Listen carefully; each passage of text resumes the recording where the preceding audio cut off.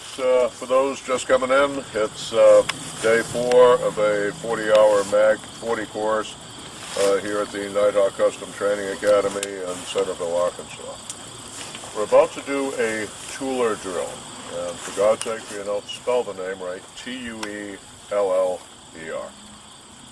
Prior to 1983, situations of individuals with contact weapons attacking the armed person and being shot by the armed person were treated as if it was happening in stop-motion photography. Okay, if I had come at Mark with a knife and Mark right here had shot me, the attorneys going against me would claim, well look, ladies and gentlemen of the jury, the man was not in deadly danger. I stand the exact same distance from him, with the alleged weapon from evidence, the ordinary pocket knife that you and I might carry. And look, I'm trying to stab him, I'm trying to slash him, and I can't. You've seen with your own eyes, he wasn't in deadly danger when he fired that fatal shot. You can't find it to be self-defense. The seminal change in that in 1983 goes directly to Dennis Tueller. Dennis at that time was a sergeant with Salt Lake City PD and an adjunct instructor at Jeff Cooper's excellent school, gun sight. He took a bunch of folks at the 7-yard line, and when the question came up, okay, if that guy's coming at us with a knife instead of pulling a gun, how much time do we have to stop him? Dennis essentially said, let's find out. And basically went dynamic and timed how long it took everybody from a standing start on the 7-yard line, 21 feet away, to rush forward and stab the target. The average time was about 1.5 seconds. Do you want your water while they're airplaning over your head? Yeah, feel free to. It's fine whenever you're teaching on outdoor ranges, there will be a pilot that stalks you as soon as the camcorder comes on flashlight. Now, at that time at gun sight and today, one of the standard drills is you start facing your target at 7 yards, hands clear of the holstered weapon, and you have a second and a half to draw and nail the target twice. And Dennis figured out real quick, okay, same 1.5 second clock is running for everybody, and at the end of it, I've got 4 inches of his steel in my chest, and he's got a couple of 230 grain bullets from my 45 in his, and this sounds kind of like a Pyrrhic victory, so let's start analyzing. Dennis published his research late that year in SWAT magazine, a publication then and now very heavily read by all of us in the industry.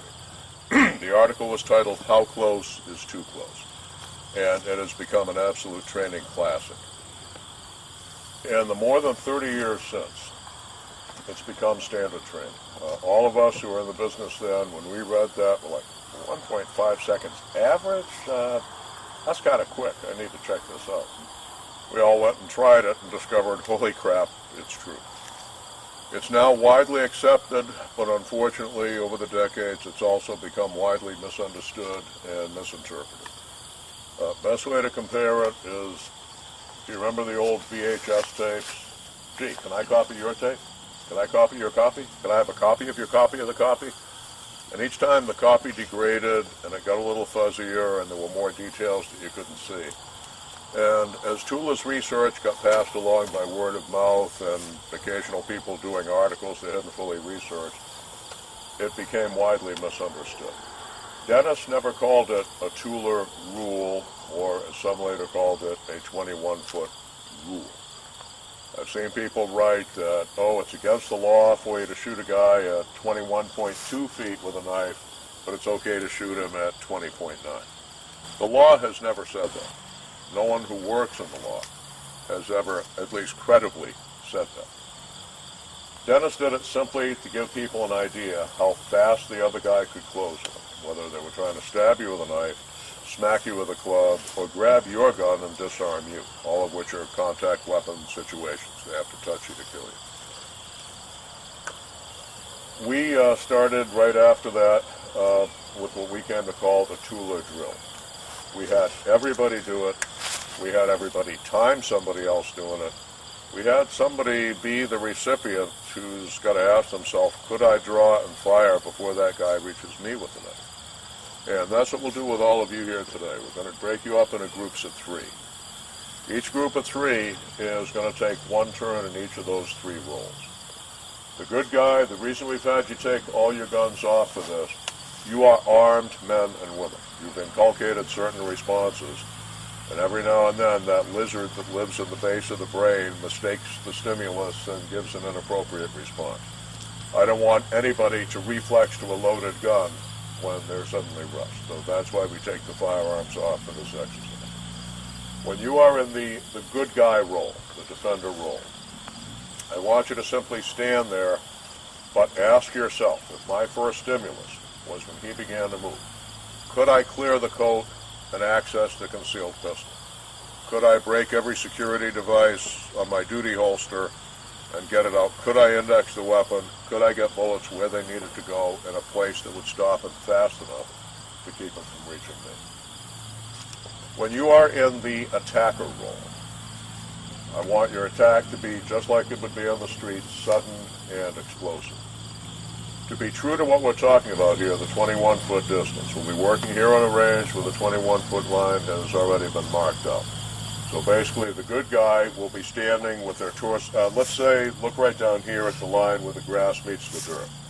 Let's say that was the line. I want you not with your toe behind it. I want you with about the instep of your foot on it.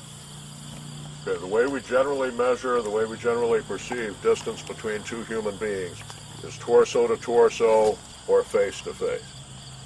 But we're so used to the toe the line thing from the firing line that, oh, I'll be back here with my toe on it. Well, actually, now the center of my body is about a half a step back. So that guy doesn't have to run 7 yards. That guy has to run 7.5 yards. And it makes the attack falsely appear to be slower than it would have been in real life. So I want your torso absolutely centered when you're the good guy above the 7-yard line. Now, when you're in the attacker role, you'll be starting ready to go. I would suggest not standing here like this, but ready, and when you're ready to lunge, make it explosive. Same thing with you. I don't want your toe behind the line, or you'll be going from 7.5, not 7. I want you to straddle that line, 1 foot forward and 1 behind it, so your torso is level with the line. That's going to give us a truer distance of closure. When you start moving, do it fast. Now here's the deal. Let's say Mark right here is my adversary and I'm in the attacker role. What we tend to do here on the range, what you guys would be doing in the academy or with your in-service officers, is above all, we're not here to hurt each other. We're here to educate each other and train each other. And if I'm running him, human nature, I'm going to come to a little stutter stop here and then give him the tap. That's false. That's not the way it's going to happen on the street. On the street, they're aggressively seeking physical contact, and they want to hit you like a steamroller. So the only way we're going to be able to do this and replicate street speed without injuries is this. Mark, I'm going to have you transfer that over here. Mark is going to have his hand up like this. I am going to run past Mark at full speed and slap his hand on the way by. That will give you a true speed of an aggressive closure. We'll have room behind so nobody runs into anybody and we don't have injuries on the range here. Slap the hand as you go by. It's not going to be a clothesline, fellas. It's not going to be a slap in the head. It's going to be a slap in the hand. When you're in the role of the timer, critically important, do not give them a ready, set, go. That's going to create a false reaction time. That typical reaction time to an anticipated stimulus is going to run about a quarter second. That's going to make the timing a quarter second longer than it would have been in real life. Because he does not have to react to a start signal. Your attacker generates the start signal and generates the attack. So when you're in the timer role, I want you watching the guy in the attacker role when you know he's ready. As soon as he starts to move, you start the time. As soon as he makes the touch, stop the time. Your reaction on the timer is equalized on the two ends of that. And that way we have a true perspective of speed of closure. And what we're going to have you do before you start, everybody is going to turn your notebook sideways. That's why we asked you to bring it out here. And we're going to create a chart of height, weight, age, gender, any existing illness or injury, footwear, ground surface, and finally elapsed time. All of those factors can determine what might have been faster here or might have been slower somewhere else. A word of warning for safety. We've seen people, in more than 30 years of running this drill, I've seen more people than I care to remember get hurt doing it. Particularly us older guys, anybody with injuries, do not attack this thing like you're trying to set a land speed record. Okay, it's real easy to get an injury. Particularly us older guys who haven't run flat out since college, and it's been a few decades. Brothers, your early warning signal is going to be when you realize your head and shoulders are way out ahead of your feet, which are struggling to keep up. One of the other reasons we took the guns off, if somebody takes a fall, I don't want a hard piece of steel between the hip and the ground.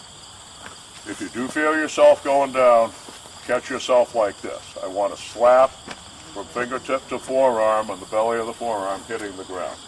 If you let instinct take over and you reach down like this, that's where we get sprained and broken wrists. Or if you can, maybe do a tuck and roll.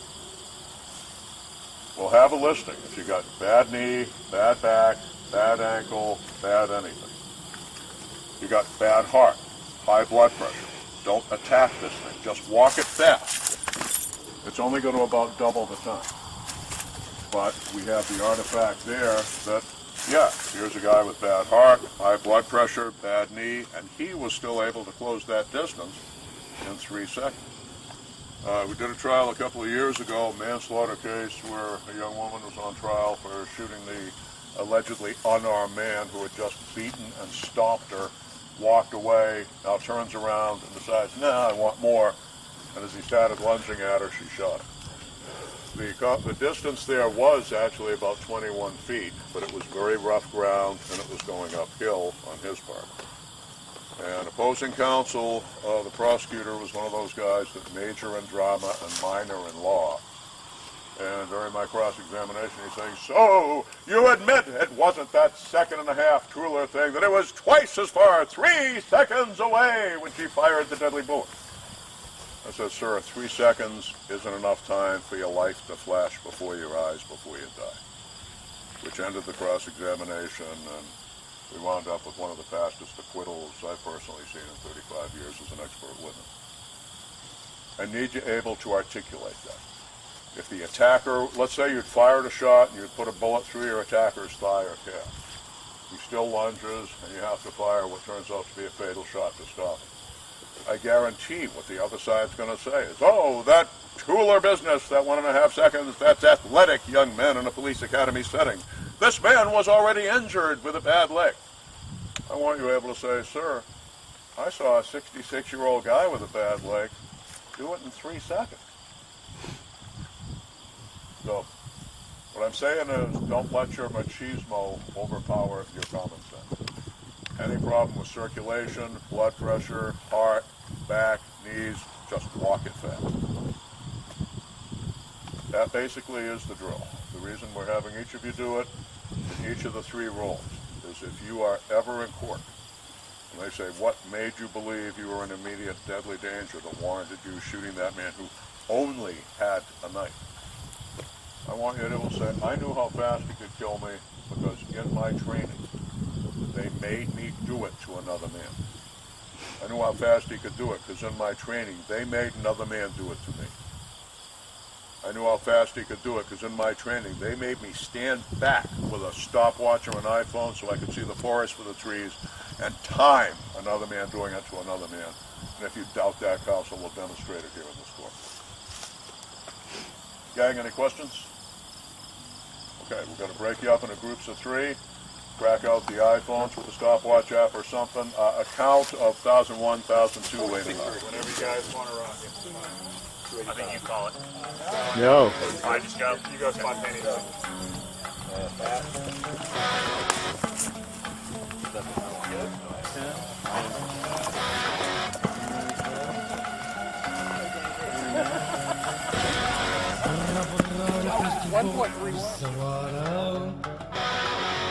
برا الفزت الحزن ما بقى امان برا العطش